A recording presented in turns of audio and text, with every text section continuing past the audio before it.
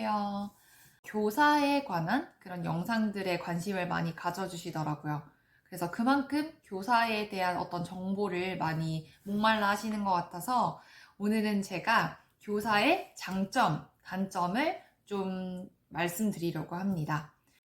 우선 제 시선에서 봤기 때문에 좀 주관적일 수도 있고 하지만 대체로 다 유사하지 않을까 싶습니다. 교사분들, 이런 분들은 아마 이런 얘기 많이 들어봤을 거예요. 뭐 방학이 있어서 좋겠다.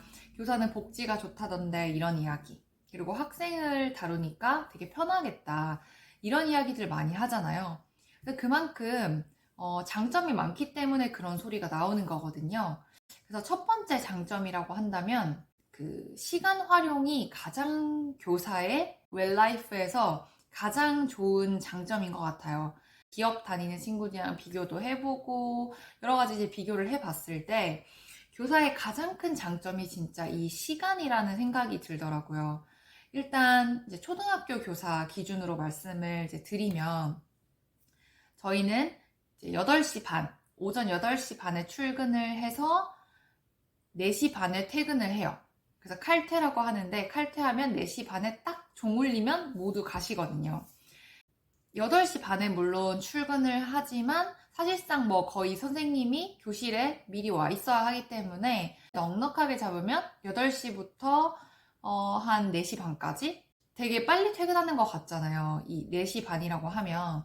근데 그 이유가 아마 많이들 궁금해 하실 텐데 교사는 점심시간도 근무 시간에 들어가요. 뭐 출근을 좀 일찍 하는 것도 있지만 점심시간이 이제 아이들을 그 시간에도 케어를 하고 안전사고나 어떤 급식 지도를 해야 되기 때문에 업무의 연장선이라고 보고 그것도 근무 시간에 넣었기 때문에 4시 반에 이제 퇴근이 가능한 거예요. 그래서 저는 이 4시 반에 퇴근할 수 있다는 게 저녁 있는 삶을 가능하게 한다는 점에서 너무너무 정말 교사의 장점이라고 생각을 해요.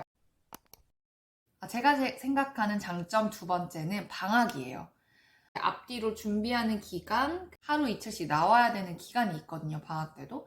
근데 그런 기간을 조금 제외하면 한 3주 정도 넉넉하게 되는 것 같은데, 그 기간이 사실상 기업에서는 거의 확보가 불가능한 기간이라고 하더라고요. 그래서 이 방학이 초등학교 교사의 엄청난 메리트다라는 건 진짜 확실한 것 같습니다.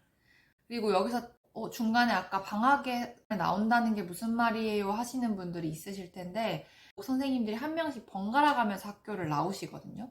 교무부장님, 연구부장님 이렇게 보통 나오시고 교감 선생님도 나오시는데 일반 평교사도 한 명씩 근무를 해요.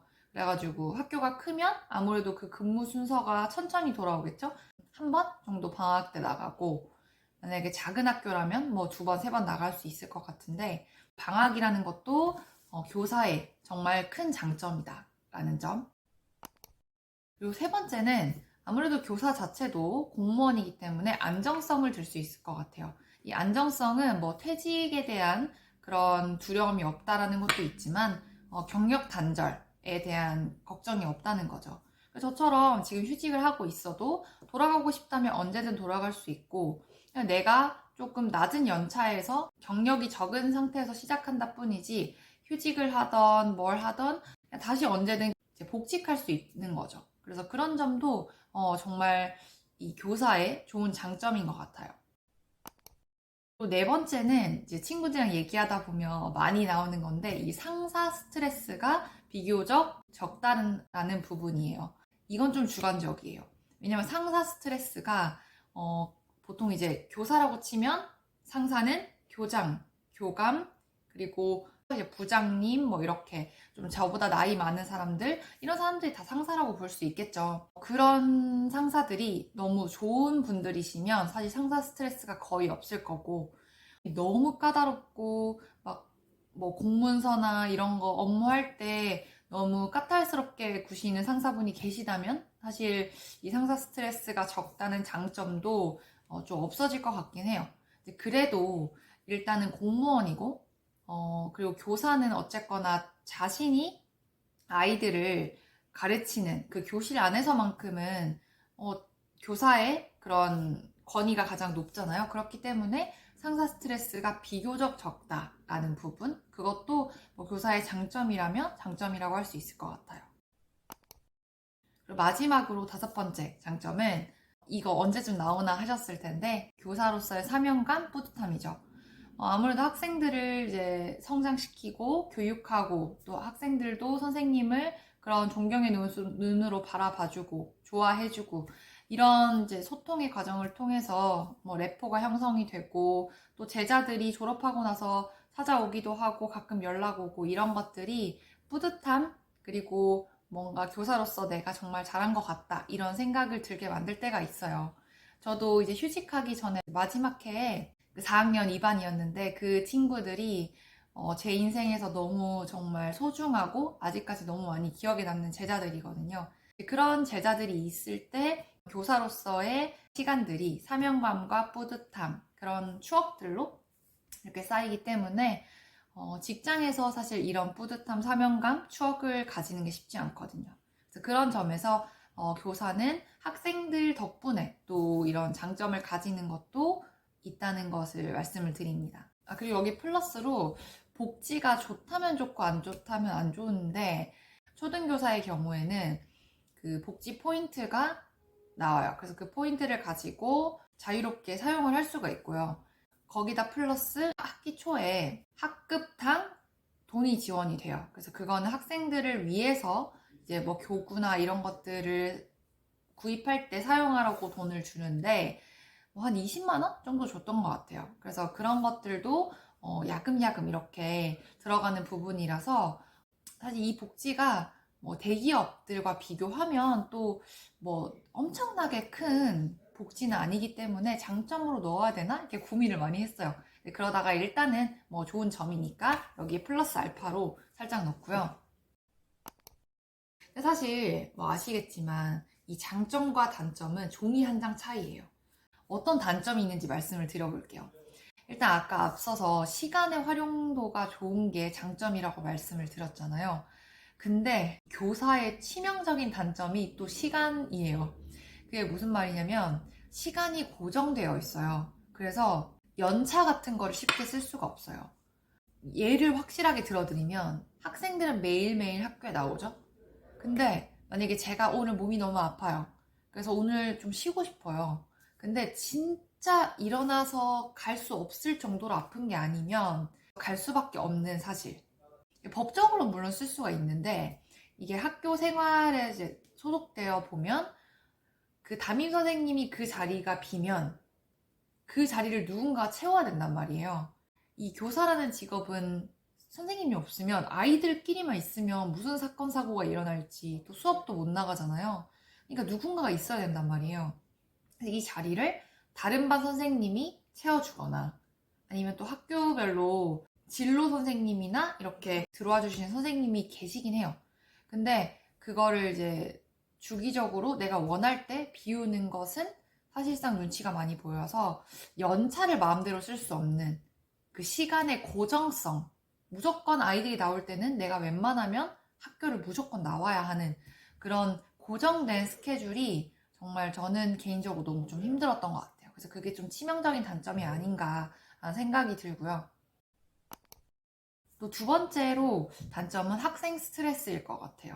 뭐 다른 말로 하면 감정 노동인데 일반적으로 학생들을 아무리 좋아하는 그런 교사분들도 이 아이를 한두 명, 세 명 이렇게 보는 게 아니라 뭐 적게는 10명부터 많게는 30명까지 그걸 다 케어해야 되기 때문에 사건, 사고가 일어날 수도 있고 학생들 간의 폭력이 일어날 수도 있고 또 자잘하게 어떤 싸움이나 문제점이 생길 수도 있어서 아이들을 그렇게 케어하는 게 진짜 감정 소모가 많이 되고 에너지 소모가 많이 돼요.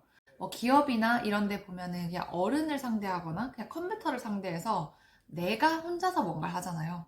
근데 그 교사는 무조건 학생과 선생님 이것이 기본 베이스이기 때문에 학생 스트레스 이게 정말 심할 수 있다라는 부분. 그래서 어른이나 성인과 대하는 게 더 좋은 사람들은 이 교사라는 직업에 대해서 다시 한번 생각해 볼 필요도 있죠. 이것도 큰 단점이기 때문에. 그리고 세 번째 단점은 동료 스트레스인 것 같아요. 저는 사실 크게 동료 스트레스가 없긴 했어요. 제 주변 선생님들을 보면 동료 스트레스 상당히 심하더라고요. 같은 동학년이 형성이 되면 수업이 끝나고 나만의 시간을 가져서 업무를 하거나 해야 되는데 그 시간에 동학년 회의를 하는데 뭐 특별한 중요한 얘기를 하는 게 아니라 그냥 정말 자잘한 얘기를 해요. 근데 난 그 자리를 나오고 싶어. 근데 나올 수가 없는 상황, 약간 눈치 보이는 상황. 그래서 MZ 세대들이 나는 내 할 일을 해야 되는데 정말 이 공동체 생활도 해야 되고 여기서 엄청 갈등해서 스트레스 많이 받는 거 봤거든요. 그래서 이 교사는 또 동학년 집단 이런 것들이 강하기 때문에 동료 스트레스도 꽤 심한 편이다라는 것도 교사의 단점이라고 할 수 있을 것 같아요.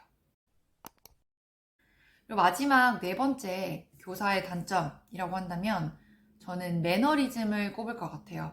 이거는 또 다른 말로 하면 성과 낸 만큼 보상을 받을 수가 없다. 제가 이 현장에 있어 보니까 그 이유는 알겠어요. 왜냐하면 이 교육이라는 거는 당장 교육을 인풋으로 넣었을 때 아웃풋이 톡 하고 튀어나오는 것도 아니고 또 기업의 매출이나 뭐 수익처럼 수치화 시키기도 어렵고 그나마 할 수 있는 게 성적인데 요즘 추세가 이제 초등학교의 경우는 시험이 없어졌고 그리고 또 시험이나 점수화 시키는 걸 교육에서 권장하고 있지 않기 때문에 더더욱 이 교육을 측정하는 게 어려워진 거죠. 그러니까 그 선생님 실력이 있는지 없는지 이런 것도 어렵고 또 교사가 실력이 있다는 거, 교사의 전문성이 잘 가르치는 건지 성적을 올리는 건지 아이들의 인성을 올리는 건지 이게 기준이 없어요. 그렇기 때문에 어떤 성과로 점수 매기기가 어렵고 그에 따라서 열심히 했다고 해서 보상을 줄 수도 없는 그런 애매한 게 바로 교육인 것 같아요. 그래서 저는 사실 이 4번 때문에 휴직을 한 것도 있는데요. 내가 열심히 한다고 해서 뭐 기업처럼 돈을 더 받거나 뭔가 승진을 하거나 이런 게 못하다 보니까 그나마 할 수 있는 게 뭐 대학원에 가서 공부를 하거나 아니면 저처럼 뭔가 교사 그걸 기반으로 해서 외부 강의나 책을 쓰거나 이런 나만의 발전 그리고 뭐 수업 연구 대회를 나가거나 이런 것까진 가능하지만 그 교사라는 직업 틀 안에서 뭔가 인센티브를 올리고 내 직급을 올리고 이런 것들이 열심히 한다고 되는 게 아닌 그런 좀 안타까운 체계인 것 같긴 해요. 그래서 4번도 꽤 요즘 젊은 세대들 사이에서는 교사의 좀 단점으로 많이 꼽히는 것 같아요. 오늘 이렇게 장점과 단점을 정리해 봤는데 장점이 더 높은가, 단점이 더 높은가 이거에 따라서 교사의 만족도가 완전히 달라질 거라고 생각을 해요. 그래서 교사를 생각하시는 분들, 그리고 지금 교사이신 분들 이런 것들을 좀 잘 생각해 보시면서 미래를 좀 만들어 가셨으면 좋겠습니다. 다음에 또 좋은 정보로 찾아올게요. 안녕.